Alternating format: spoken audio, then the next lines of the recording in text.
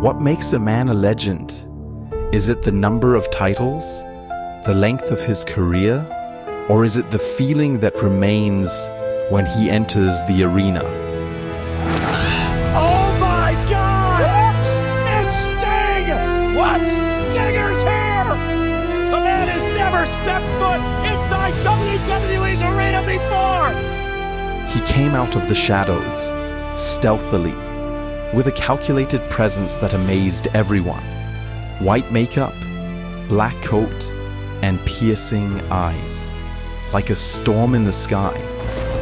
Without a doubt, the most popular athlete to ever compete for WCW. This is Sting!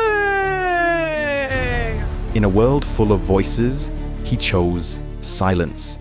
In a world of heroes, he became an icon.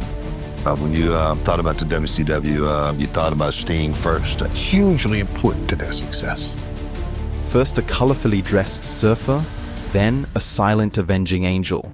Sting was never just a wrestler, he was a symbol of change, a role model for colleagues, who stayed true to WCW when others left, who reinvented himself so often but never lost his loyalty. Fans didn't think it was possible to see Sting in a WWE ring. It was a moment decades in the making. It was awesome. They didn't see it coming. It was just larger than anything you could have anticipated being. That's one of those goosebump moments.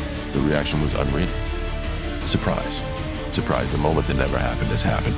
Nothing is for sure until it happens. When it happened, it was something special. It was one of the most legendary debuts in wrestling history. But his time in WWE didn't go according to plan at all. From Gorilla, it's just non-stop. Is he okay? How is he doing? What's wrong? And I said, no, Sting is not okay. I couldn't feel my legs. It was a scary moment. It was a terrifying feeling. This documentary tells the story of Sting's great career. The Crow, cawing in the eye of the storm. This is his story.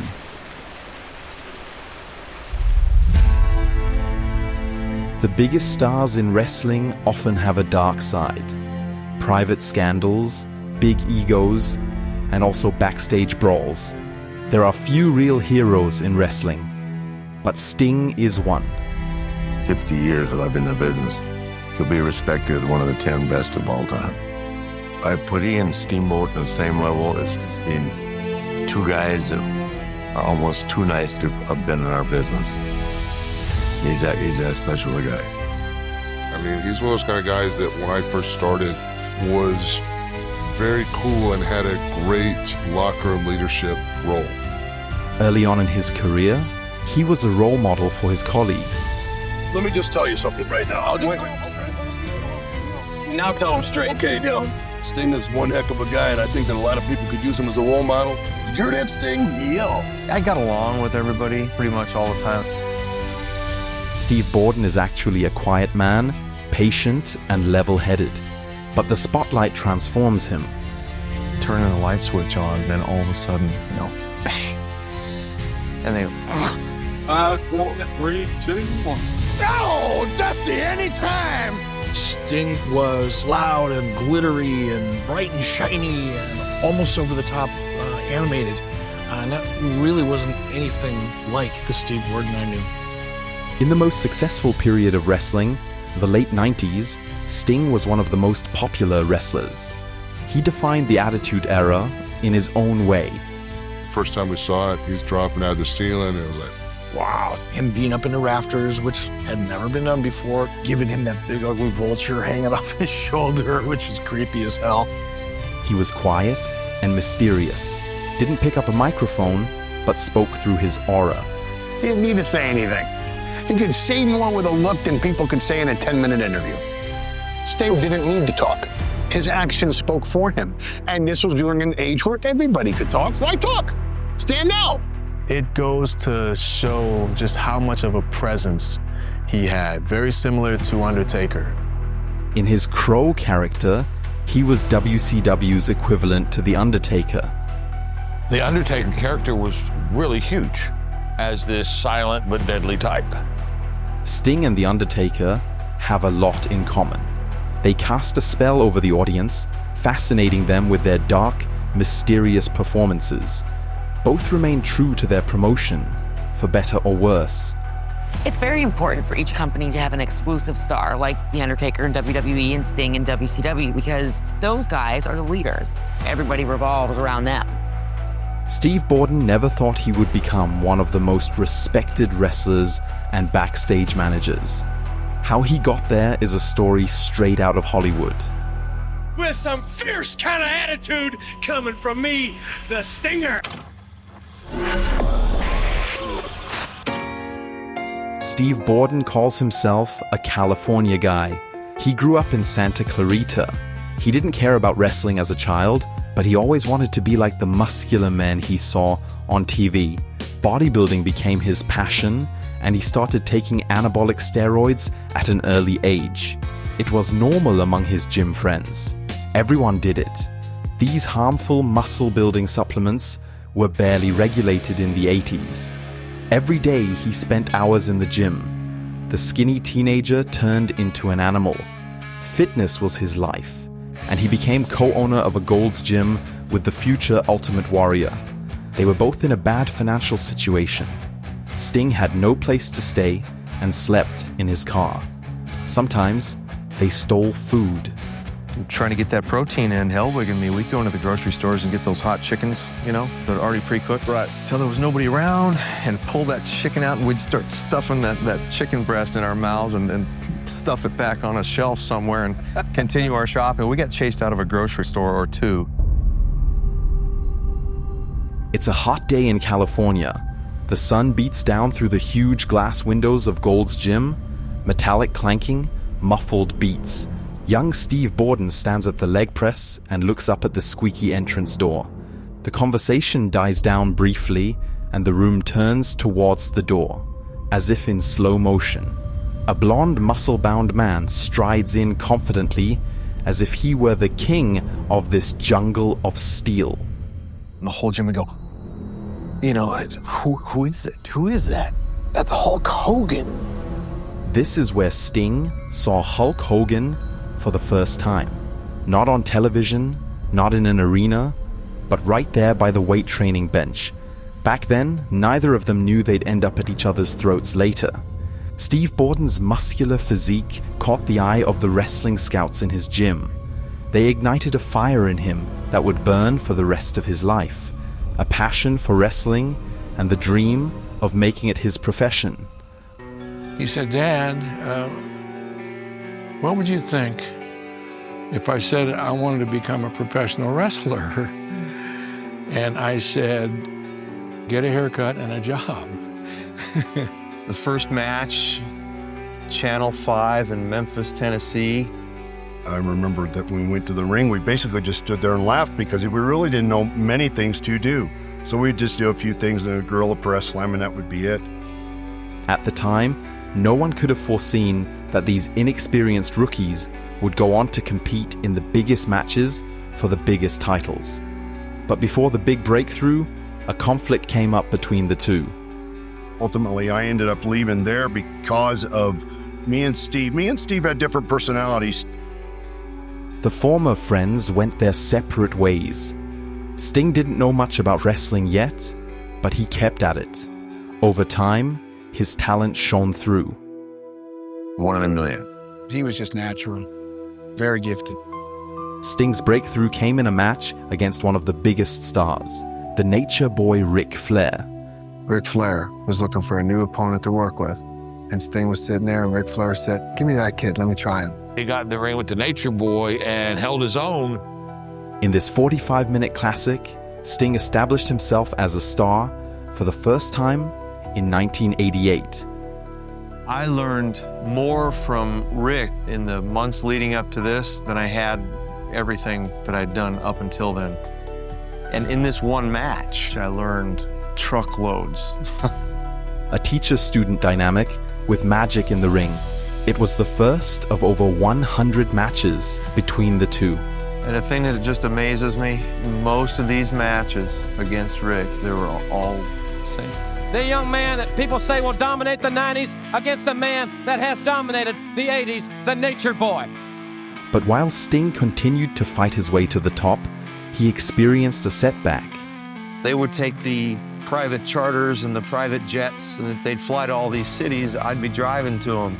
And after a while, it takes a toll on your body, and blew the knee out. And they had to totally reconstruct my knee. The knee injury forced him to take a break. It was the first time he realized how empty he felt without wrestling, without the applause of the fans.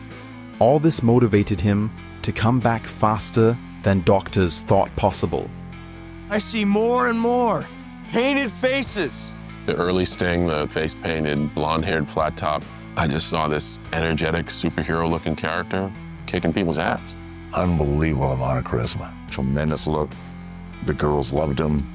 Sting bathed in his newfound fame. But where there is fame, envy is often not far away. In the days of the Universal Wrestling Federation, there was a real scandal. Slater beat up Sting behind the scenes. Slater was notorious for his genuine toughness. He had learned that his girlfriend at the time had been traveling with Sting between shows, and rumors were circulating that they were having an affair. Slater not only gave Sting a beating, he also humiliated him with a so-called swirly, his head in the toilet bowl. Slater was released shortly afterwards. Sting, on the other hand, covered up visible wounds with makeup and went straight into the ring afterwards, which further strengthened his reputation as a professional. As WCW began to establish itself as a serious competitor to WWE, it was clear that Sting shouldn't just be part of the show, he should become its face. Sting was WCW. They had some big stars, and he's one of the cornerstones. I don't think there was anybody in that company that was any bigger. In an early highlight, he faced a young up-and-coming wrestler who later became the legend known as The Undertaker. The dream match, Sting vs. Undertaker, which was not yet a dream match at the time. I just think Sting has a certain chemical, that he radiates out to people. He was dynamic and explosive. That's always a jolt. When the crowd is going crazy, there were times that you can't even hear yourself think. A man in war paint, surfer blonde and full of energy. The perfect hero for a new generation of wrestling fans. Sting was really the go-to guy, along with Ric Flair. Sting was the younger, more energized version of Ric Flair. WCW's version of what John Cena is, doing things for the kids and local communities and stuff like that. And he was a really, really big star. But with the success of WCW, the balance of power changed. More and more big names from the WWE switched promotions with expensive contracts and lots of attention. The more stars came, the more Sting had to take a back seat. But while others jumped ship for a better paycheck, Sting remained loyal to his employer. Loyalty in this business is a word that you don't hear often, because business is business and people will jump, but Sting staying there the entire time through thick and thin means a lot to other performers, I think, just to see that it can be done. Sting's popularity was waning. By 1996, people had grown tired of the likable but one-dimensional good guy. The real heroes of the time, like Stone Cold Steve Austin, had rough edges. Sting lacked that. I think the hardest thing in this industry was always to be that pure good guy. The guy that is spit in the face and wipes it off, gets smacked and turns the other cheek. The fans became smartened up, and the fans started becoming rougher on the good guys. A lot of us reinvented ourselves and rolled with the shift, and Sting was one of them. Colleagues described Sting as very smart. He understood the wrestling business and knew that it was time to reinvent himself. Scott Hall gave him an exciting idea. I said, I ain't telling you rip off Taker, but rip off Taker, like that style, that scary man stuff. Sting lay awake for nights on end, unable to sleep, thinking about his new character. The days of the colorful hero were over. Things were getting gloomy. If you don't evolve, you die. Everybody who's on that level has to change, they have to evolve, they have to get better, or they get taken over. And now all of a sudden, he's this avenger. A guy like Sting was like your last hope. Like, hey man, you're all we got left. Sting was inspired by the comic and movie character, the Crow. Bright trunks gave way to a black coat. The blonde hair became a long, dark mane. His face, pale, ghostly, marked by black makeup, like a mask between sadness and anger. He wanted to change and grow. Nothing's for sure. I thought that was actually a pretty brilliant twist of his character. Sting was suddenly fighting a silent battle. He no longer spoke a word. Instead of holding promos, he suddenly appeared in the rafters of the arena, silent, lurking, with a baseball bat in his hand. That was the hottest thing. You had a guy who completely evolved, changed his character, hiding in the rafters, and he suddenly became the coolest guy without doing a thing. He didn't say a word. How powerful is that? He was always such a over-the-top speaker. And all of a sudden, now this guy is completely quiet, and it's dark, and it's brooding, and it's mysterious. I'm not sure what's going on here. And that mystery, not being told exactly what's happening as a fan, was just very intriguing. The fans were electrified. The wrestlers in the ring, unsettled. Who would be his next target? He still was able to maintain his popularity. That was extremely creative.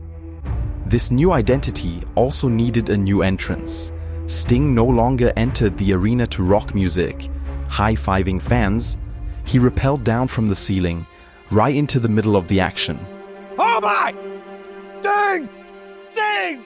Sting is here! Sting from the top! It was spectacular for the fans, but nobody knew at the time how dangerous this entrance really was. In 1999, Owen Hart lost his life in a similar stunt, and Sting almost suffered the same fate. We cannot forget Owen. There was one night in particular, Chicago, this far from that very thing happening. That was a football field high. It was Sting's very first repelling entrance live on TV. Seconds before the stunt, a technician noticed that the ropes were incorrectly secured, a mistake that would have been fatal. Everything was corrected last moment. From today's perspective, this negligence is inconceivable, both in the case of Owen and Sting, a fine line between spectacle and madness. At a time when wrestling was supposed to be getting more dangerous, louder, and more spectacular, safety standards fell by the wayside to save money. Sting didn't like these stunts. He is afraid of such heights. The fact that he went through with it anyway also shows how far he was prepared to go. For the fans, it became a trademark. Nobody knew when he would appear, or from where. Sting was everywhere and nowhere, and that's exactly what made him so terrifying. Come on, Sting! Get in there, Sting! Sting's transformation into the Crow was part of an 18-month storyline against the New World Order. The fans hated the arrogant scumbags of the NWO, and Sting was the fan favorite who stood up to them. Your hero is only defined by the size of your opponent. Here comes Sting, just dropping everybody. He had the greatest push of all time, as far as that's concerned, and I think he earned it. Sting was the righteous savior for the fans. He fought against chaos, for the belief in good in a world full of betrayal and intrigue. In the end, there was the big showdown with NWO leader Hollywood Hogan. And we spent almost a year building the anticipation for Sting and Hogan. And Sting didn't say a word, didn't open his mouth. And the audience just shook. And we just kept building and nurturing that anticipation, so we knew we would have a monster on our hands. Never before had a match managed to get fans so hyped. Sting vs. Hogan generated the biggest pay-per-view sales in the history of the company. Fans would have signs, Sting wants Hogan. And then they finally booked that match for Starrcade, and then it just poofs. The match of all matches backfired. Decision maker Eric Bischoff threw agreements overboard because Hogan started complaining. We had a plan. It was a year-long plan. And that day, suddenly lots of changes, lots of behind-the-doors meetings happening. Hulk didn't really want to commit to doing the favor, so to speak, for Sting. I think Sting was disappointed in that. Hulk was disappointed and couldn't understand why Sting didn't see it. I was stuck in the middle of those two, and we had to make the call we made. Hogan used his power so as not to lose the match. He asked Bischoff for a private conversation, and it took a very long time. Yeah, we had some conversation, but it was mainly, Hulk was behind doors with Eric most of the time. Hogan started talking bad about Sting. He sowed doubt about his abilities and claimed Sting wasn't ready for a main event match of this magnitude. He couldn't handle the pressure, wasn't trained enough, wasn't tanned enough, and was distracted by personal problems. Sting was disappointed when he found out about Hogan's backstage politicking. I was having some personal issues at the time, but it was not affecting my work in the ring. In Sting's eyes, all of these accusations were falsehoods that Hogan used to avoid losing. Frustrated, Sting went into the final meeting with Hogan and Bischoff. And we started talking about what we were going to do and laying things out for the evening. Steve was very quiet. He didn't really engage. Yeah, there were nerves that day. A lot of politics going on that day too, so that made it even worse. Sting did what he often did when he was angry. He would rather say nothing than say the wrong thing. Bischoff was forced to give in to Hogan's demands, so the end of the match was a bitter disappointment. Sting lost by a fast count before the match was restarted. Only then was Sting able to win with the Scorpion Deathlock.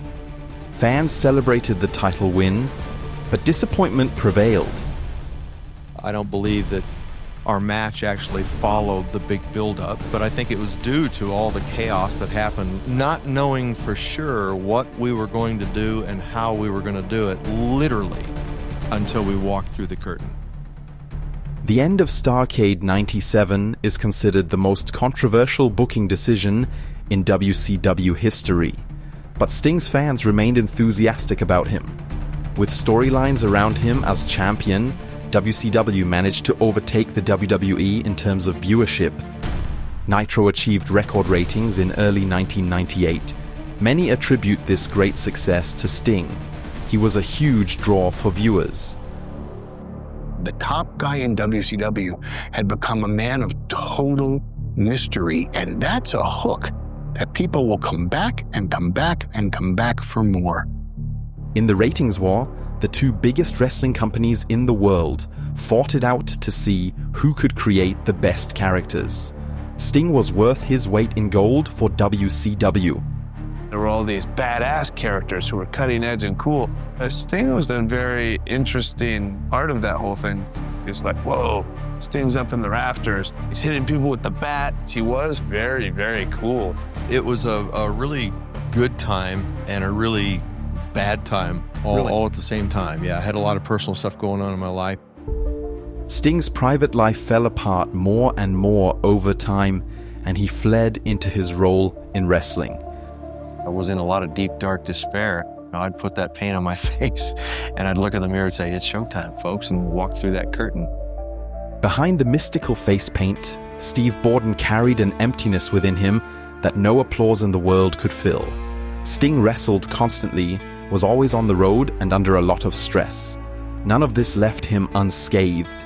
He developed an addiction to drugs and alcohol, substances that he took to distract himself, relax, or simply have fun without a care in the world. And his marriage was falling apart. Temptations that come from every angle. And, after a while, those things begin to eat you up. Skeletons in the closet, I had a life that was one way when I was on the road, and it was another way when I was at home. He refused to go to rehab. Today he says his life got out of control back then.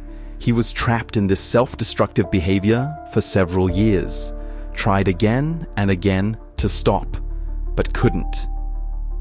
I mean, just all kinds of stuff. I think I was close to having a nervous breakdown, you know. Sting felt lost, but at rock bottom in the summer of 1998, he found God.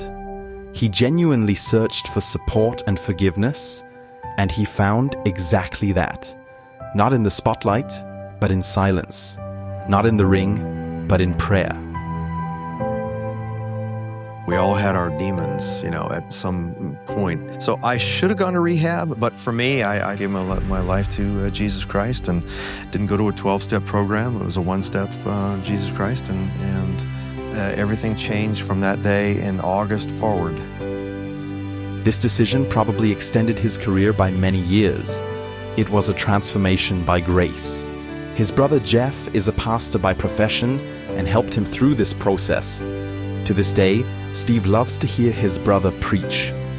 How many of you have experienced pressure in life? God is greater than prestige and popularity.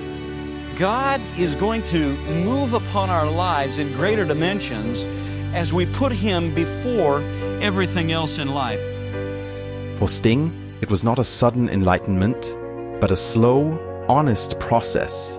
He later spoke of how he was weighed down by the guilt of past mistakes. He was constantly living in roles and masks, in the ring and in real life. But it was precisely in this brokenness that he encountered something he had never known before: unconditional acceptance. Not because he was perfect, but because he wasn't. He found a God who didn't demand, but who forgave. A Father who did not look at his fame, but at his heart. This realization freed him, not only from the burden of his past, but also from the constant hunt for significance and applause. And it took a while to kind of, you know, purge out all this stuff in me. And, you know, the new man was slowly emerging. There was no staging, no script, no gimmick for deep change. It was simply the quiet, radical truth that he was unconditionally loved. From then on, he made it his goal to pass this love on to the people around him. When people, you know, move around town, he's the first one there with his big old truck, and we're like putting refrigerators in the back. He just cares about the people in this church. He cares about watching them succeed and watching them grow, and has really been a big spiritual mentor in my life as well. Sting helps, especially when nobody sees it. He doesn't drag his good deeds into the limelight, but his children notice this transformation firsthand. He definitely tried to be more of a dad than a wrestler, which is really good. He was home a lot, and the thing that I liked about it was that, you know, when he's home, he's home. He didn't show up at home at 5 o'clock after work. You know, he'd be gone for a couple days, and he'd be home, and he was there. He was at every single football game, never missed anything, never missed, you know, graduations, school events. He was always very supportive. Sting's children are his biggest fans. At a young age, he was their personal, real-life superhero. When they were little, they thought that every dad had a daddy doll. They couldn't understand why their friends didn't have daddy dolls. Where's your daddy dolls, you know? My friends, when they'd find out, they'd hand me their back of their homework pages, and they'd say, "Hey, can you take this home? I want your dad to sign this." And I was like, okay. I actually used to go to my friends' houses and ask for their dad's autographs because I thought that was normal when I was young. I had no idea. He had a positive outlook more often than not on the business and life in general. I think it's one of the reasons why he was a leader in the locker room. He has strength of character. I like Sting because he was a very honorable guy. People admired and respected him, and it wasn't just about him. He worked very hard, and I looked up to him. He was a big help to me and so many others that I watched him work with. You can't really quantify charisma. You can't really quantify integrity. Sting has always brought the intangibles. And most importantly, he's been true to the wrestling fan. For over a year and a half, Nitro had higher ratings than its competitor, Raw. But on April 13th, 1998, WWE managed to overtake them again. WCW had to fight their way back to popularity. To do this, they focused on the NWO in the main storyline. The New World Order was split into two feuding factions. NWO Wolfpack, NWO Hollywood. Where does Sting stand? At first, he seemed to side with Hogan, but that was just a ruse. He made it clear that he is still one of the good guys. He's got the red and the black! The Lone Avenger wanted to be a part of it. Fans celebrated it at first, but the red and black Sting was one of many bad decisions in WCW. Sting got lost in the shuffle. Sting used to be a guy that stood out on his own, and now he's just in this large group. WCW broke with the mystical Crow character. Now he was in the midst of partying buddies with cool gestures, hip-hop vibes, and rebellious slogans. It was a radical break from the image fans knew and loved. After the Wolfpack experiment, he returned to the Dark Crow persona in 1999. But the magic of earlier years could not be reproduced. The company sank deeper and deeper into creative chaos.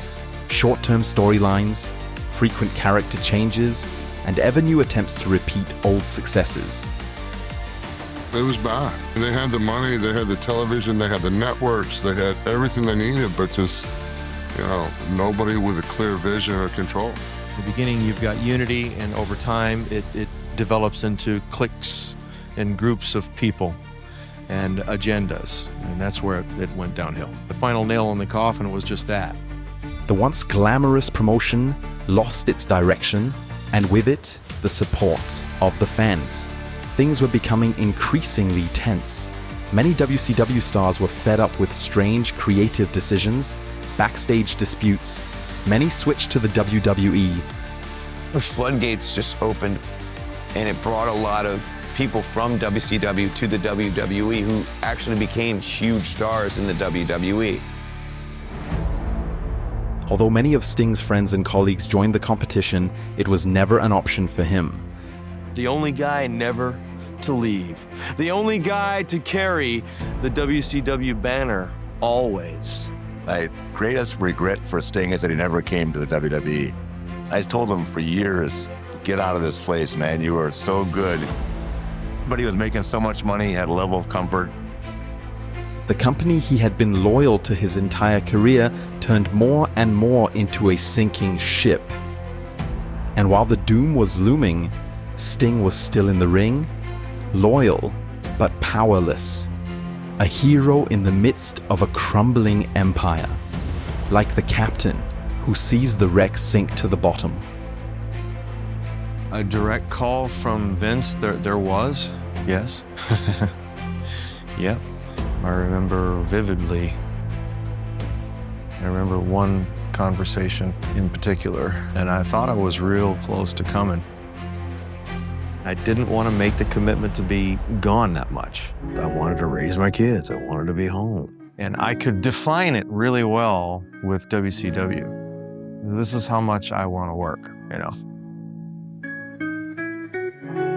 March 26th, 2001, the final act of WCW, an evening when two worlds collided.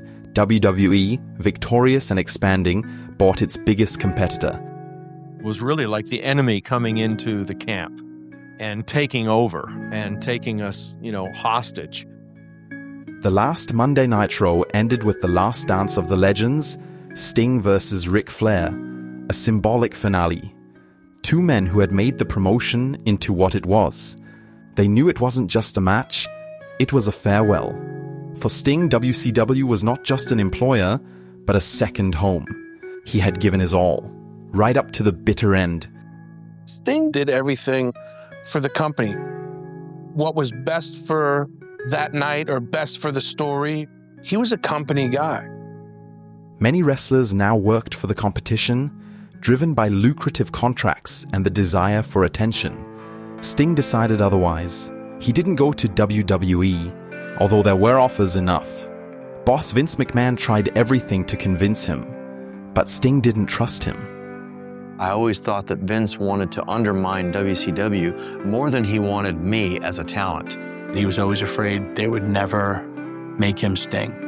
I don't think Sting would have been Sting in the WWE. You know, I watched what happened with, some of the guys when they came here, and I just never trusted it. Sting had seen how other WCW stars were ridiculed there, how the memory of WCW was mocked and defiled in some storylines. Sting knew that wasn't his path. He didn't want to end up as a footnote, not as the object of a winner publicly flaunting the loser.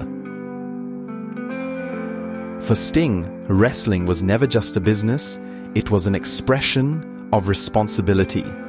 Being a role model, he couldn't identify with some storylines and found some of Vince McMahon's ideas immoral and reprehensible. And so he withdrew, was not on television, not in interviews, not in the ring.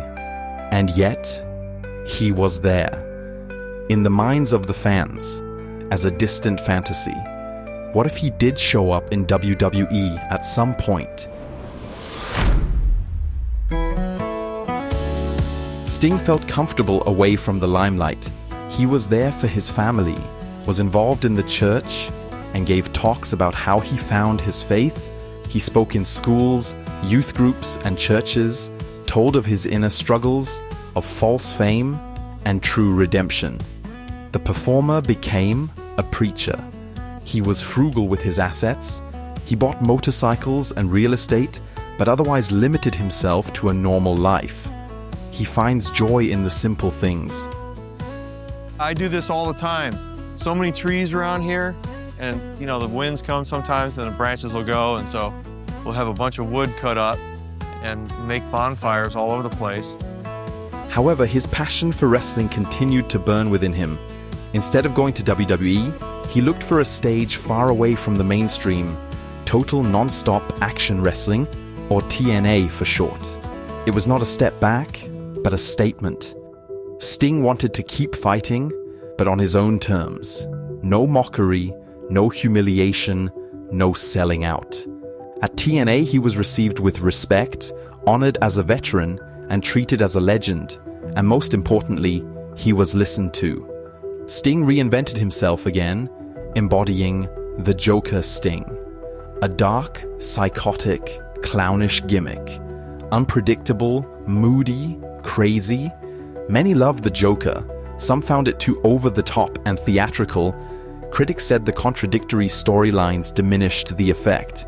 Nevertheless, Sting remained popular with fans and colleagues. He was a mentor to AJ Styles, Samoa Joe, and Kurt Angle. A moral compass for the promotion.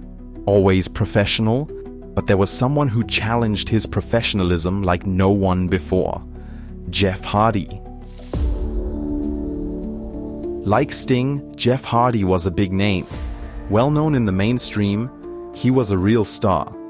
But the fame didn't do Jeff any good at all. I was like, yeah, man, they need me here. I can basically do whatever I want. So I was being a very selfish person. Jeff Hardy had extreme drug problems. As a result, he did not deliver reliably. Having Jeff on the TNA roster was great. He's a superstar. But the problem was when you got time to go over something, you couldn't find Jeff. He had these weird hiding spots that no one could find him. We used to have a crew of interns who their job was really to try to find the Hardys, and we'd usually start that process about an hour before we really needed them. Things with Jeff started kind of getting rough and spiraling. Then, and it culminated with the Sting match. On the day of the event, Sting was tense but eager for the match. He had no idea what was about to happen. Well, I'm pretty excited about it because I'm literally going to wrestle Jeff Hardy. And I thought, let's go out there and tear it up and then have a great match. And it was hard finding him that day. And then when I did find him, you could tell something was off. Hardy had done it again. Alcohol, pills, right before the important main event.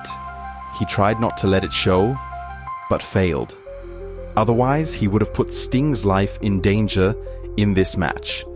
I give my opponent my body and vice versa. And, there's a lot of trust. He was in no condition to have a match. Hardy's music played, and there's no Jeff. Hardy's music playing, there's still no Jeff. And at that point, I started to get a little bit concerned. And I remember looking over to my left, and I saw people literally helping Jeff into the backstage area. Producer Eric Bischoff intervened spontaneously. He realized that the match could not take place like this. Slight change of plans here, ladies and gentlemen. Slight change in plans. So, pin him. Get it over with quick. I was just out of my mind. I was like a damn zombie out there. Sting ended the match quickly and left the ring perplexed and frustrated. The fans were completely disappointed and started chanting, "Bullshit." Sting agreed with them. I agree. I wasn't even mad at him. I was disappointed, yeah. I mean, everybody was disappointed. Everybody was mad at me. AJ Styles was there, and I know he was pissed off, man. He was like, this guy, I can't believe, he even works here. I was very upset, because I'm giving my body, my career, to this place. And, there's some guy comes in there and just throws it all away because, well, it's not important to him. AJ Styles is said to have shouted violently at Hardy behind the curtain, but even in this situation, Sting was a consummate professional. He tried to mediate and calm Styles down, but also to take care of Hardy. Every time I've seen Sting since, I mean, he's just such a good dude and such a support. Sting's TNA career ended on January 23, 2014, when he competed in a title versus contract match in a weekly show and lost. According to the storyline, he had to leave TNA. 2 months later, he was sitting in his home in Dallas, Texas, watching WrestleMania 30, and it gave him ideas. The biggest wrestling stage, masterful production, breathtaking moments in front of over 75,000 fans. He set himself the goal of being at WrestleMania next year, but not in the stands, in the ring. It was a text that I sent out to both Vince and to Paul. Vince responded immediately and said, "No, we definitely want to talk to you."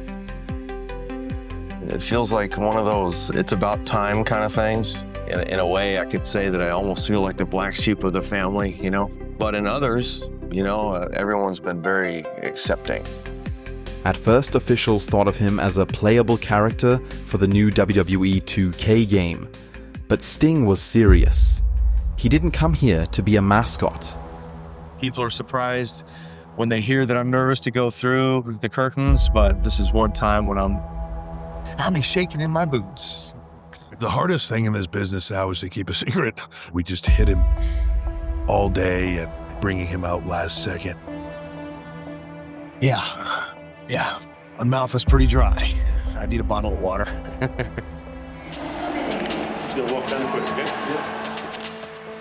Vince McMahon, normally, who would not actually be the one to send me through, from the gorilla position through the curtain, he stood up and removed his headphones and said, "No, I'm going to send Sting." Everything was ready for a moment that no one thought possible. Years of speculation, fantasies, and what-ifs were unleashed in a single moment. When the lights went out, an ominous rumble. And then... Oh my God! It's Sting! And the crowd erupts like nothing I've ever heard before.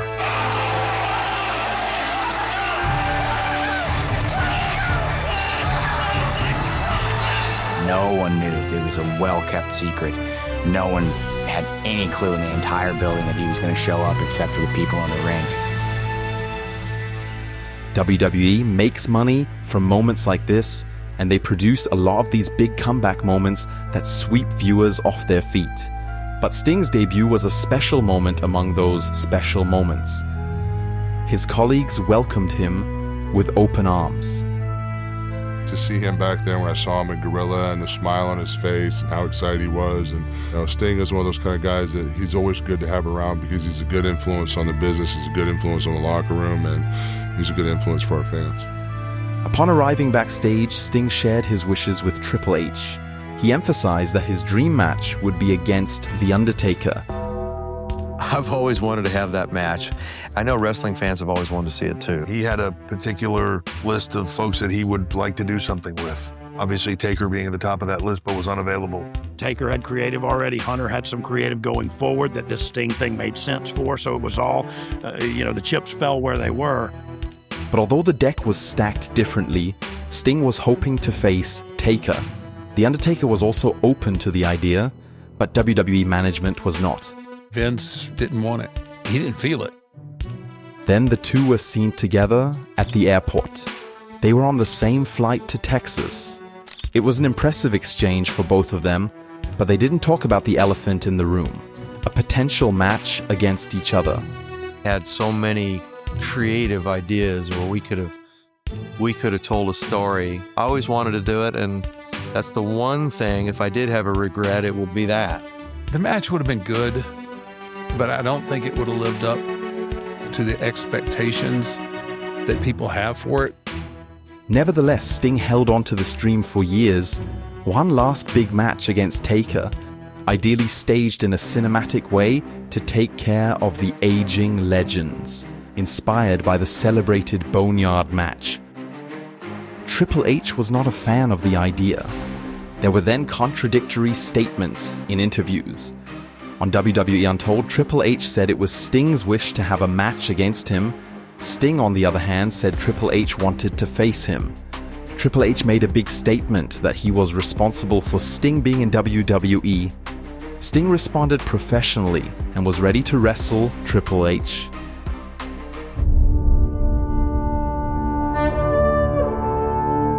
March 31st, 2015 was another sunny day in California. Sting was tenser than ever.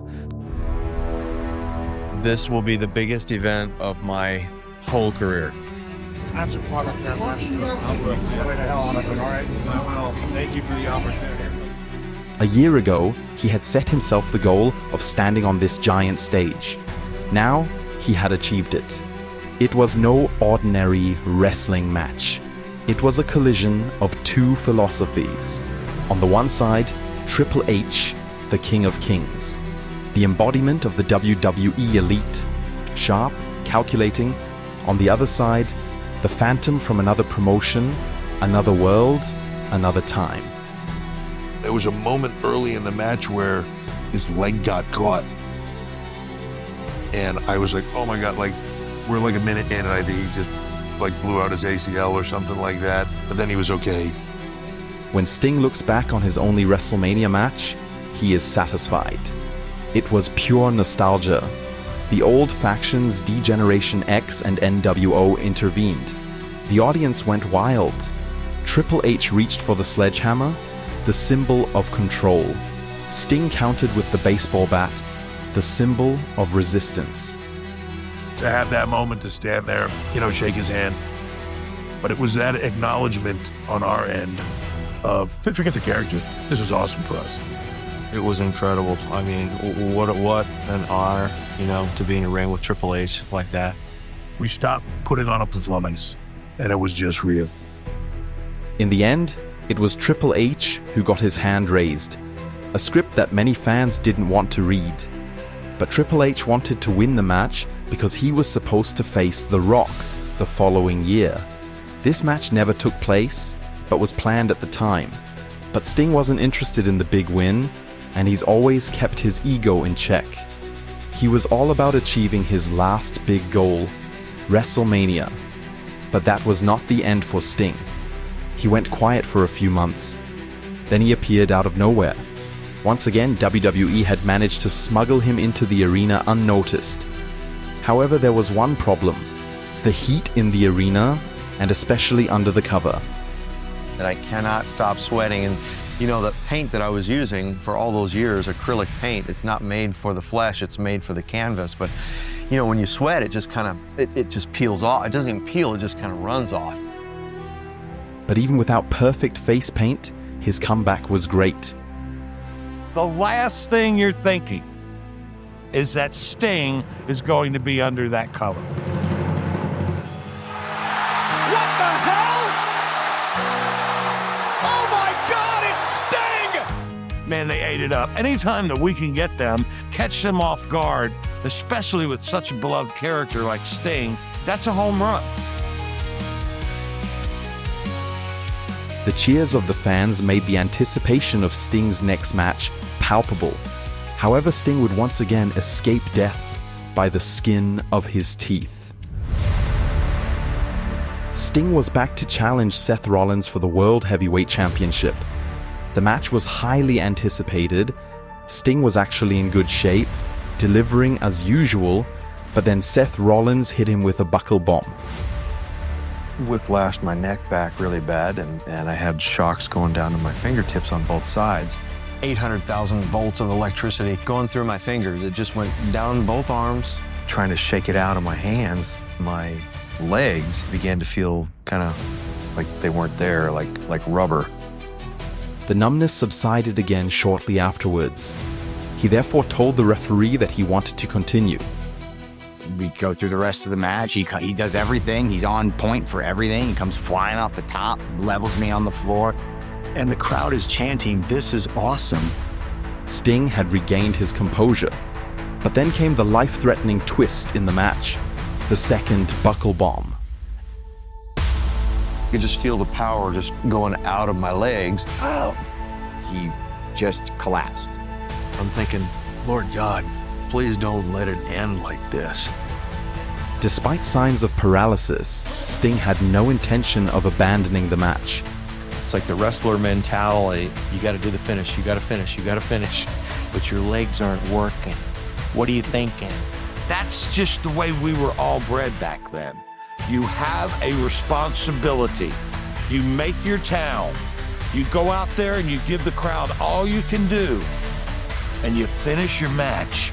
You do your job. Sting spoke to the ringside doctor and slowly pulled himself up in the corner of the ring. And I could feel my legs underneath me a little bit more, and with each second, it was coming back a little more, until finally, okay, I'm gonna try to finish this thing off. The two brought the match to a close and got away with a scare for the time being. Then he walked away from the ring on his own 2 feet. This was a warrior walking out on his own terms. When Sting stepped behind the curtain, Triple H was right there. He told him he had to go to the hospital immediately. The diagnosis there showed how life-threatening Sting's injury really was. Neurologists, some of the best in the country, right there in Houston, they looked and said, man, you were this close to having a catastrophe. Neck down, nothing, or death. That was my choice. His body showed him that it was time to go. He did just that when he was inducted into the Hall of Fame. I am officially going to retire tonight. Despite the resignation, he ended his speech with a teaser. This isn't goodbye, it's just see you later. On WWE Untold, Sting says that he was still hoping for a dream match with The Undertaker, or just an epic face-off and stare down, but it wasn't meant to be. And when Sting looks back on his second win in WWE, he is grateful, despite some of the difficulties.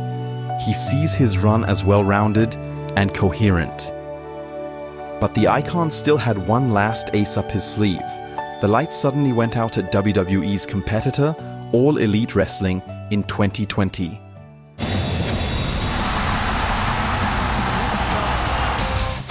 At over 60, Sting was still jumping off balconies, crashing through tables, and fighting with unfaded passion. Every fight was proof. Sting is not the past. He is still around. He's out there to entertain the fans, show younger talent that there is a way to do things. There is a way to work hard. There is a way to be successful.